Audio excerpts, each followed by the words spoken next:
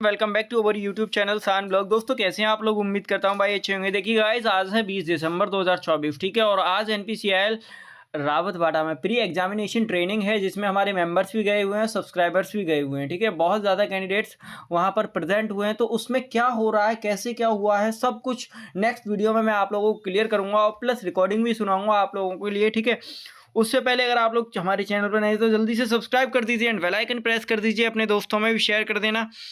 देखिए गाइज, मैं इसमें आप लोगों को आज करवाने वाला हूं एनपीसीआईएल रावतबाड़ा के लिए इलेक्ट्रीशियन एंड फिटर का मॉक टेस्ट स्टेज 2 का, ठीक है। अब इसमें क्या है, देखो, अगर आप लोग मॉक टेस्ट लेना चाहते हैं, स्टेज 1 के 14 मॉक टेस्ट मिलेंगे आपको और स्टेज 2 के 10 मॉक टेस्ट मिलेंगे, इलेक्ट्रीशियन और फिटर वालों के लिए अलग अलग, ठीक है। और प्लांट ऑपरेटर वालों के लिए टोटल 33 मॉक टेस्ट है मेरे पास, ठीक है। तो जो लोग लेना चाहते हैं, हमेशा के लिए जुड़ना चाहते हैं मेंबरशिप में, और भाई बैच भी मिल जाएगा, नोट्स भी मिल जाएंगे, सब कुछ मिल जाएगा, ई बुक भी मिल जाएगी, मतलब PDF भी मिल जाएगी, सब कुछ मिल जाएगा सिर्फ 199 रुपये में, हमेशा के लिए, ठीक है।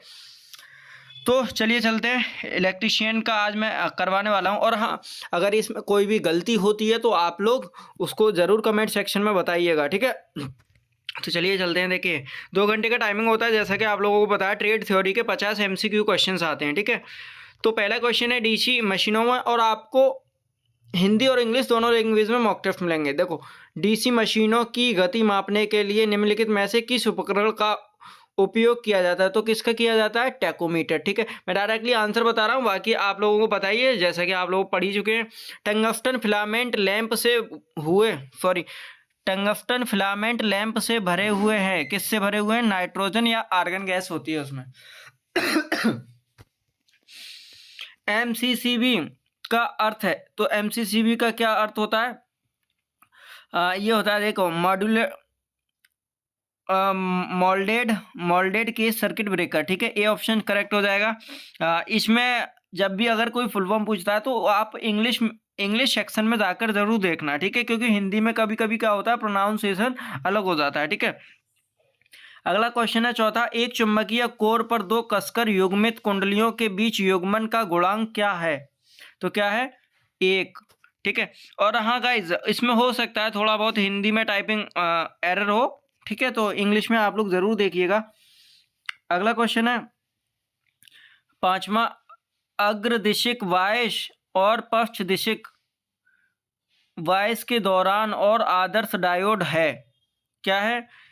तो ऑप्शन ए है शून्य चालकता एवं शून्य प्रतिरोध, पूर्ण चालकता एवं अनंत प्रतिरोध, अनंत चालकता और अनंत प्रतिरोध, क्रमशः अनंत चालकता एंड पूर्ण प्रतिरोध। तो क्या हो जाएगा? अनंत चालकता एवं अनंत प्रतिरोध, ठीक है। अब अगला क्वेश्चन है, ये आप लोगों को दिया हुआ है एक डायग्राम, ठीक है। उपरोक्त परिपथ की सही वोल्टेज समीकरण होगा, तो इसमें सही वोल्टेज समीकरण बताना है, ठीक है। तो जैसा कि आप लोगों को पता है, क्या हो जाएगा इसमें, देखो, V3 माइनस V4 बराबर V1 प्लस V2, यानी V3 माइनस V4 बराबर V1 प्लस V2। नहीं, ये नहीं होगा, ठीक है। आपका जो सही करेक्ट होगा आंसर, वो होगा C option, V3 plus V4 बराबर V1 प्लस V2, ठीक है, क्योंकि एक दूसरे के पैरेलल है। अगला क्वेश्चन, वैद्युत का सबसे अच्छा चालक है, तो वैद्युत का सबसे अच्छा चालक तांबा, एल्यूमिनियम, अगला ऑप्शन क्या है? उपरोक्त सभी। तो इनमें से सबसे अच्छा वैद्युत का चालक कौन है? तांबा है, ठीक है। एल्यूमिनियम, लोहा, तांबा में से तांबा है, ठीक है। अगला क्वेश्चन है आपका 8वां, ठीक है। ये कह रहा है, उपरोक्त डायग्राम दिया हुआ है, उपरोक्त KVA त्रिभुज से शक्ति गुणांक ज्ञात कीजिए, ठीक है। तो शक्ति गुणांक का एक फॉर्मूला होता है, शक्ति गुणांक बराबर cos थीटा होता है, आप लोगों को पता ही है, ठीक है। cos थीटा नहीं, सॉरी, cos फाई होता है, ठीक है। और इक्वल टू क्या होता है? वास्तविक शक्ति बट्टे आभासी शक्ति, ठीक है। तो उस फॉर्मूले से आप लोग इसको निकाल सकते हैं। उसके बाद में इसका जो आंसर जाएगा आप लोगों का, ये ऑप्शन आएगा 0.80, ठीक है। और आप लोगों ने पढ़ाई होगा तो आप लोगों को पता ही होगा, ठीक है। नंबर क्वेश्चन है, ब्रिज टाइप रेक्टिफायर का उपयोग करके पूर्ण तरंग सुधार करने के लिए हम रिक्वायर। देखो भाई, ये जो टेक्निकल क्वेश्चंस हैं, ये मैंने पढ़े नहीं है, ठीक है, कभी भी। तो इस वजह से मैं आप लोगों को बता रहा हूँ, सिर्फ आंसर बता रहा हूँ, ठीक है। आप लोगों को क्वेश्चन पता चले कि किस तरीके के आते हैं, ठीक है। 4 डायोड होंगे अगला क्वेश्चन है 10वां, निम्नलिखित दो कथनों पर विचार कीजिए। रेक्टिफायर एसी को डीसी में चेंज कर देता है, या इन्वर्टर डीसी को एसी में चेंज करता है। ठीक है, तो पूछा गया है क्वेश्चन है, तो इसमें क्या है, इन्वर्टर, एक सेकंड सॉरी, हाँ ये कथन कथन और निष्कर्ष जैसे क्वेश्चन पूछ लिया है, मतलब इसमें बी ऑप्शन हो जाएगा। मतलब जो रेक्टिफायर है वो आपको एसी को डीसी में भी चेंज कर देता है। ठीक है, और जो इन्वर्टर है वो डीसी को एसी में चेंज करता है। ठीक है, तो इसके कथन दोनों सही है। ठीक है, कथन एक और कथन दोनों सही है। अगला क्वेश्चन है, डीसी मशीन के कम्यूटेटर आमतौर पर किससे बने होते हैं? तो डीसी मशीन के कम्यूटेटर आमतौर पर किसके बने होते हैं? तांबे के। ठीक है, अगला क्वेश्चन है 12वां, यदि एक 12 पोल अल्टरनेटर को 50 हर्ट्ज आउटपुट उत्पन्न करना है तो इसे घुमाया घुमाया जाना चाहिए। तो भाई इसका फॉर्मूला मुझे नहीं पता है। ठीक है, आरपीएम वगैरह कैसे निकालते हैं क्या, इसका आंसर बता देता हूँ मैं, 500 आरपीएम आएगा। और भाई देखो, अगर आप लोग मॉक टेस्ट वगैरह लेंगे तो उसमें आंसर की भी मिलेगी। ठीक है, अगला क्वेश्चन है 13वां, एक वैद्युत मशीन के कोर में भंवर धाराएं काम किसके द्वारा कम की जाती है? भंवर धाराएं हैं जो किसके द्वारा कम की जाती है? वार्निश किए गए फाड़ना का उपयोग करना, सिलिकॉन स्टील सामग्री उपयोग करना, ठोस क्रोड़ का उपयोग करना, क्या क्रोड़ क्रोड़ के लिए एल्यूमिनियम सामग्री का। तो किससे की जाती है भाई? आप लोग जल्दी जल्दी बताइए, और जो क्वेश्चन में भी अगर आपको डाउट हो, ठीक है, तो जरूर बताइएगा मुझे कमेंट सेक्शन में। वार्निंग किए गए फाड़ना है, फाड़ना का उपयोग करना, मुझे लग रहा है ना भाई इसमें थोड़ी टाइपिंग मिस्टेक है। ठीक है, अगला क्वेश्चन है 14वां, वर्ग एफ इंसुलेशन का तापमान मान क्या है? वर्ग एफ इंसुलेशन का तापमान मान क्या है? तो क्या है? 155 डिग्री सेल्सियस। ठीक है, अगला क्वेश्चन है 15वां, वैद्युत मापदंडों के साथ निम्नलिखित चुंबकीय मापदंडों का मिलान करें। तो इसमें मिलान करना है अनिच्छता, चालकता, पारगम्यता। भाई ये क्वेश्चन मुझे इसमें एरर लग रहा है, देखिएगा। ठीक है, इसका ऑप्शन जो होगा वी होगा। ठीक है, यानी ए से अनिश्चितता, सेकंड प्रतिरोधकता, ठीक है, ये मिल जाएगा। और बी से हम थर्ड को मिलाएंगे चालकता, और सी से फोर्थ को मिलाएंगे पारगम्यता, चालकता और अनिश्चितता, प्रतिरोध। ठीक है, अगला क्वेश्चन है, स्टार कनेक्शन में फेज करंट को लाइन करंट के रूप में किया जाता है। स्टार कनेक्शन को लाइन कनेक्शन के रूप में क्या किया जाता है? समान होता है। ठीक है, अगला क्वेश्चन है, x बराबर √v साइन 100 पाई टी का वोल्टेज अर्ध तरंग दीप्तकारी यानी डीसी पर लागू होता है। डायोड के सिरों पर पीक इन्वर्टेज वोल्टेज होगा। ठीक है, तो आप लोग जरूर बताइएगा इसका आंसर, फॉर्मूला आपको पता ही होगा, डी ऑप्शन सही है। ठीक है, √2v। अगला क्वेश्चन है 18वां, मूल रूप से निम्नलिखित में से कौन सी मोटर स्वयं शुरू नहीं होती? तो स्वयं शुरू नहीं होती, कौन सी मोटर नहीं होती? 1 फेज इंडक्शन मोटर और 3 फेज सिंक्रोनस मोटर अपने आप शुरू नहीं होती, लेकिन 3 फेज प्रेरण induction motor and 3 phase synchronous motor अपने आप शुरू होती हैं। ठीक है, first phase induction motor, 3 phase induction motor. अगला क्वेश्चन है, एक गैल्वेनोमीटर को अमीटर में किसके द्वारा परिवर्तित किया जाता है? तो किसके द्वारा किया जाता है? किसी छोटे प्रतिरोध को समांतर में संयोजित करना। ठीक है, अगला क्वेश्चन है, फ्यूज की रेटिंग हमेशा व्यक्त की जाती है। तो फ्यूज की रेटिंग हमेशा किस में व्यक्त की जाती है भाई? एम्पियर में। ठीक है,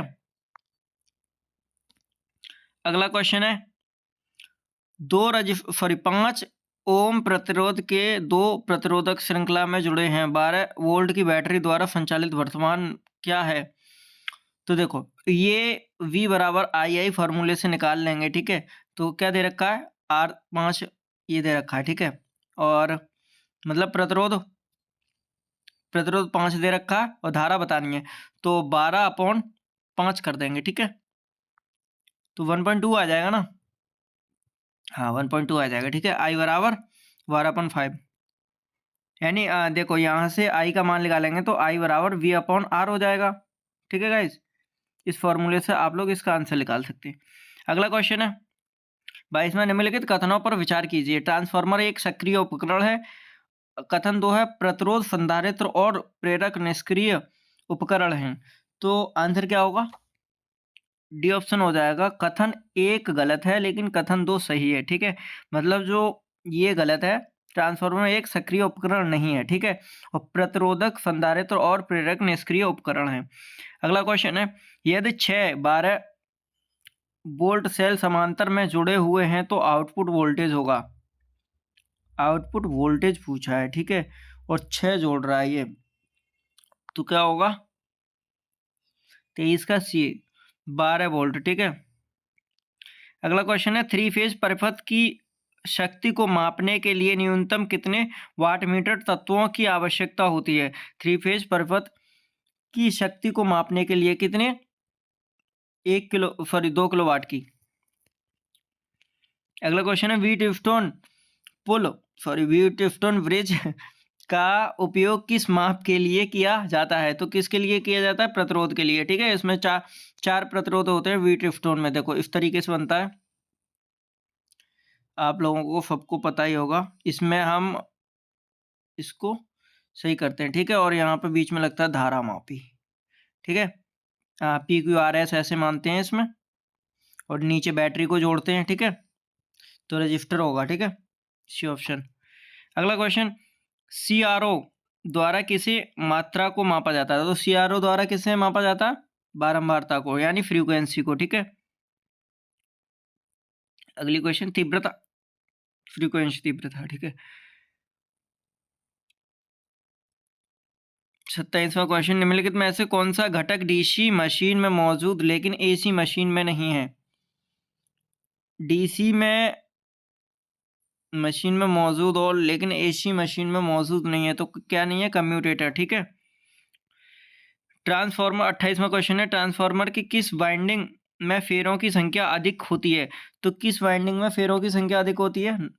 प्राथमिक वाइंडिंग में, या द्वितीयक वाइंडिंग में, या उच्च वोल्टता वाइंडिंग में, या निम्न वोल्टता वाइंडिंग में? तो किसमें? उच्च वोल्टता वाइंडिंग में। ठीक है, अगला क्वेश्चन है घरेलू खाद्य और पेय मिक्सर के लिए आमतौर पर किस मोटर का उपयोग किया जाता है? तो घर में जो हम लोग मिक्सी यूज़ करते हैं, तो उसमें कौन सी मोटर का यूज़ करते हैं? देखो इलेक्ट्रिक मोटर, या फिर स्प्लिट फेज इंडक्शन मोटर, या हिस्टैरिसीस मोटर, सार्वत्रिक यूनिवर्सल मोटर। ठीक है, तो किसका यूज़ करते हैं हम? यूनिवर्सल मोटर का। ठीक है, अगला क्वेश्चन है लेड एसिड कोशिकाओं में किस इलेक्ट्रोलाइट का उपयोग किया जाता है? तो किस इलेक्ट्रोलाइट का उपयोग किया जाता है?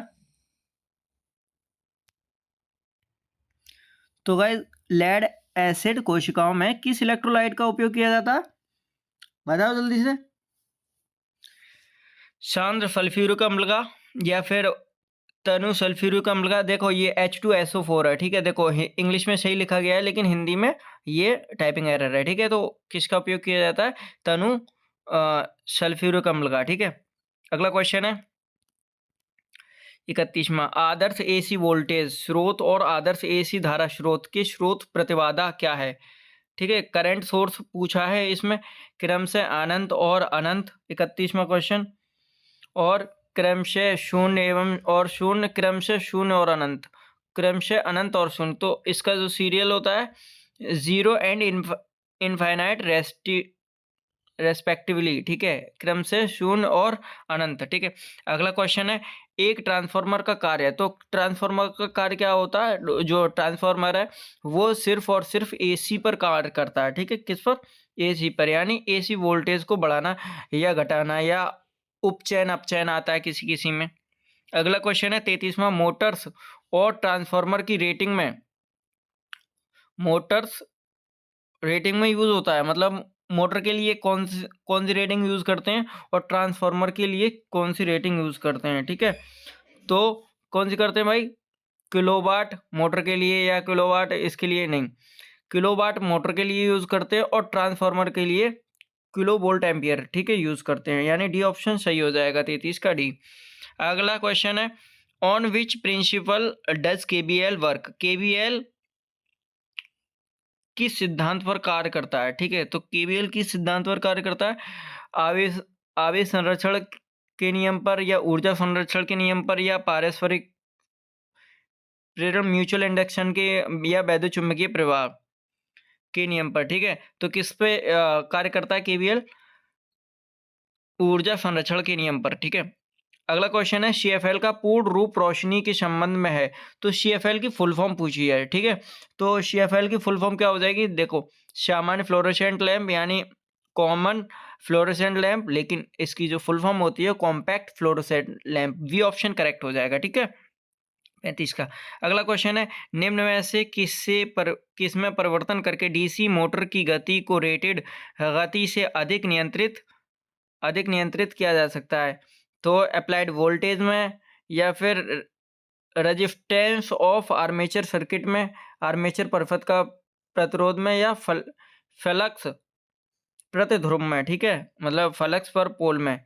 तो किस में चेंज करके? ए ऑप्शन, यानी केवल सी में। ठीक है, फ्लक्स प्रतिध्रुव में। अगला क्वेश्चन है निम्नलिखित में से कौन जेनर डायोड का अनुप्रयोग है? 37वां क्वेश्चन है जेनर डायोड का अनुप्रयोग है ना? डीसी तो नहीं होगा भाई, दोलक प्रवर्धक नहीं है, वोल्टेज नियामक। ठीक है, वोल्टेज रेगुलेटर है। अगला क्वेश्चन देखिए गाइज, ये मैंने कभी पढ़े नहीं है, मैं आप लोगों को क्वेश्चंस करवा रहा हूँ जिससे आप लोगों को हेल्प मिल जाए। ठीक है, तो भाई नई नई चीज़ें तो लगेंगी अजीब सी, तो मैं फर्स्ट टाइम में ये कर रहा हूँ टेक्निकल सिलेबस, मतलब टेक्निकल ये आप लोगों के लिए मॉक पेपर करवा रहा हूँ, मॉडल पेपर। ठीक है, 38वां क्वेश्चन है निम्नलिखित में से किस सामग्री का उपयोग क्रम से परमाणु ऊर्जा स्टेशनों में नियंत्रण क्षण और शीतलक के रूप में होता है? तो नियंत्रक क्षण के लिए हम किसका यूज करते हैं? कैडमियम की छड़ों का यूज करते हैं, और शीतलक के लिए सोडियम का यूज करते हैं। ठीक है, 1 किलोवाट घंटा किसके बराबर होता है? तो 1 किलोवाट घंटा किसके बराबर होता है? 3.6 इंटू 10⁻6 जूल के। ठीक है, 39 का बी हो जाएगा। ठीक है, अगला क्वेश्चन है निम्नलिखित में से कौन सी वायरिंग आमतौर पर वाणिज्यिक मतलब कॉमर्शियल औद्योगिक तारों में उपयोग की जाती है? नाली wiring, batten wiring, cleat wiring, आवरण और कैपिंग वायरिंग। तो कौन सी वायरिंग यूज की जाती है? 40 का ए, नाली कंडक्ट वायरिंग। भाई आप लोग ये बता दीजिएगा, इसमें टाइपिंग में मिस्टेक तो नहीं हो रही है? नाली वायरिंग लिखा हुआ है यार डायरेक्टली। हाँ, तो अगला क्वेश्चन है 41वां, आपूर्ति प्रणाली के समानांतर भार को जोड़ने का उद्देश्य क्या है? आपूर्ति प्रणाली के समानांतर भार को जोड़ने का उद्देश्य क्या है? तो क्या है गाइस? सभी तारों को लागू वोल्टेज मिलेगा। ठीक है, ए ऑप्शन करेक्ट हो जाएगा। अगला क्वेश्चन है 42वां, एक गतिमान वैद्युत आवेश उत्पन्न करेगा। एक गतिमान वैद्युत आवेश उत्पन्न करेगा केवल वैद्युत क्षेत्र, केवल चुंबकीय क्षेत्र, केवल वैद्युत क्षेत्र और चुंबकीय क्षेत्र दोनों। ठीक है, तो क्या वैद्युत क्षेत्र और चुंबकीय क्षेत्र दोनों उत्पन्न करता है? गतिमान वैद्युत आवेश उत्पन्न करेगा। ठीक है, निम्नलिखित में से कौन सा थर्मल पावर प्लांट का हिस्सा नहीं है? तो थर्मल पावर प्लांट का हिस्सा नहीं है, देखो, condenser, tolerance, sorry tailrace, superheater, cooling water. तो कौन सा हिस्सा नहीं है 43 का?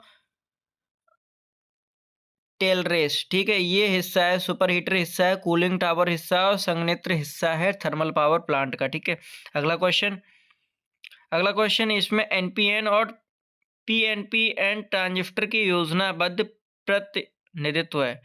एनपीएन और पीएनपीएन ट्रांजिस्टर के बारे में बताना है। ठीक है, तो इसका क्वेश्चन का आंसर हो जाएगा डी ऑप्शन हो जाएगा करेक्ट। ठीक है, आप लोग देख लीजिएगा, 1 मिली ओम किसके बराबर होता है? 1 मिली ओम किसके बराबर होता है? 1/1000 ओम। ठीक है, 1/1000 ओम, 1 मिली ओम यानी 10 की पावर, अगर इसको ऊपर लाएंगे तो 10 की पावर -3 हो जाएगा। ठीक है, अगला क्वेश्चन है 46वां, 10 ओम के दो प्रतिरोध समानांतर में जुड़े हुए हैं। यह संयोजन श्रृंखला में 10 ओम के एक और प्रतिरोध के साथ जुड़ा हुआ है, परिपथ का कुल प्रतिरोध कितना होगा? तो देखो, प्रतिरोध अगर सीरीज में जुड़े हैं तो R बराबर R1 प्लस R2 फॉर्मूला होता है। ठीक है, ऐसे ही चलता जाता है, R13 R15। और अगर समानांतर में जुड़ा होता है तो 1/R बराबर 1/R1 प्लस 1/r2 होता है, ठीक है, 1/r2 होता है, ठीक है। और मैं अगर सेम सेम प्रतिरोध जुड़े हुए हैं, जैसे इसमें 10 ओम के 2 प्रतिरोध हैं, ठीक है, तो इसका समतुल्य प्रतिरोध कितना होगा, तो 10 ओम के इसमें भाग कर देंगे, देखो डायरेक्टली, यानी 5 ओम हो जाएगा, ठीक है। और एक श्रृंखला में अगर जोड़ देंगे हम तो प्लस 10, ठीक है, तो कितना हो जाएगा 46 का V, यानी 15 ओम, ठीक है, 15 ओम हो जाएगा, ठीक है गाइज। अब इसको इसको अगर हम बनाएंगे, देखो डायग्राम में बना देता हूँ, ये क्वेश्चन मुझसे आता है तो मैं बना देता हूँ, देखो ऐसे डायग्राम बनाएंगे, ये हो गया, ठीक है, और हाँ ये भी 10 ओम है, ठीक है, और ये 10 ओम है, और ये भी 10 ओम है, ठीक है। तो पहले हम लोग ये समांतर जो पैरेलल में है उनको सॉल्यूशन कर लेंगे, तो कितना आया था 5 ओम आया था, और 10 ओम का सीरीज में दे रखा है तो 15 ओम हो गया, ठीक है। अगला क्वेश्चन, लेड एसिड सेल का डीसी आउटपुट वोल्टेज होता है, तो लेड एसिड सेल का डीसी आउटपुट वोल्टेज होता है 2.1 वोल्ट। देखो लोगो कितना अच्छा लग रहा है ना, शान ब्लॉक्स, ठीक है, लर्न ग्रो सक्सीड। अगला क्वेश्चन है 48वां, लौह चुंबकीय पदार्थों के सही सेट को चिन्हित करें, तो लौह चुंबकीय पदार्थों के सही सेट को चिन्हित करें, लोहा, कोबाल्ट और निकल, यानी आयरन Fe, ठीक है, कोबाल्ट CO, उसके बाद में निकल Na, ठीक है, ये होते हैं लोहा चुंबकीय पदार्थ। अगला क्वेश्चन है 49, मैगर का उपयोग किस उपाय के लिए किया जाता है, तो मैगर का उपयोग जो है किसके लिए किया जाता है, इंसुलेशन रजिस्ट्रेशन के लिए, सॉरी रेजिस्टेंस के लिए, हम इंसुलेशन चेक करते हैं मैगर से, ठीक है। अगला क्वेश्चन है 50वां, निम्नलिखित में से कौन प्राथमिक कोशिका नहीं है, तो प्राथमिक कोशिका नहीं है, 50 का डी ऑप्शन हो जाएगा जिंक क्लोराइड, ठीक है। तो भाई ये क्वेश्चन से 50 क्वेश्चन इलेक्ट्रिशियन के, जो भी गलती हुई हो मेरे से माफ़ करना है, क्योंकि टेक्निकल क्वेश्चन से मैंने कभी आज तक पढ़े नहीं है, लेकिन मैंने आप लोगों के लिए, और इससे ये सीख मिलती है, अगर आप लोग चाहते हैं मॉक टेस्ट वगैरह प्रैक्टिस करना, ठीक है, तो आप लोग आ सकते हैं। और देखो इन आंसर की भी दे रखी है गाइस, देखो आंसर की भी दे रखी है इसमें, ठीक है, लेकिन हम इसमें डायरेक्टली नहीं लिख सकते। और देखो यहाँ पर क्या लिख रहा है, disclaimer, friends many YouTubers are copying our mock test and content the feeling cheaply, मतलब बहुत सारे लोग कंटेंट को कॉपी कर लेते हैं, ठीक है, तो उनसे बच कर रहिएगा, ठीक है। देखो आंसर की भी दे रखी है, हर एक मॉक टेस्ट में आपको आंसर की मिलेगी, ठीक है। तो जो लोग लेना चाहते हैं जल्दी से इंस्टाग्राम या टेलीग्राम पर मैसेज करके मुझसे ले सकते हैं। Okay, thank you so much. जो गलती हो भाई माफ़ करना, ठीक है, टेक्निकल सब्जेक्ट है, ठीक है। Okay, thank you so much.